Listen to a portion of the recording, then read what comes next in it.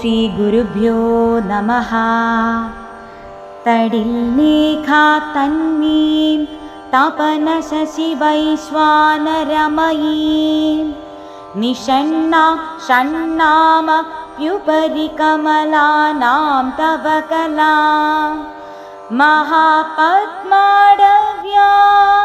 മൃദിതമലമായേന മനസാ മഹാന്ത പശ്യന്തോ ദദതി പരമാക്ലാദ ലഹരീ.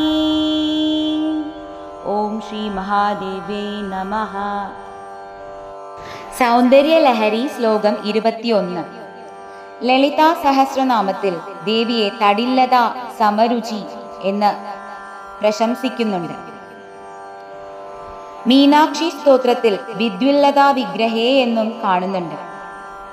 മിന്നൽ പിണർ പോലെ അതീവ ശോഭയുള്ളതാണ് ദേവിയുടെ ശരീരം.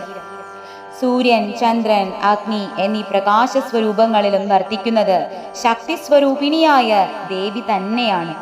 ഈ വിധത്തിൽ ദേവി ഉപാസന ചെയ്താൽ അനാദികാലമായി മനുഷ്യനെ അലട്ടുന്ന കാമക്രോധാദികളും അവയ്ക്ക് ആധാരമായ അജ്ഞാനവും നീങ്ങുന്നതാണ്. അതിനുശേഷം അതീവ നിർമ്മലമായ മനസ്സിൽ സഹസ്രാര കമലത്തിൽ എഴുന്നരുളുന്ന ദേവിയെ സാക്ഷാത്കരിച്ച് പ്രത്യക്ഷ ദർശനാനുഭൂതി നേടി പരമാനന്ദത്തിൽ മുഴുകുന്നു.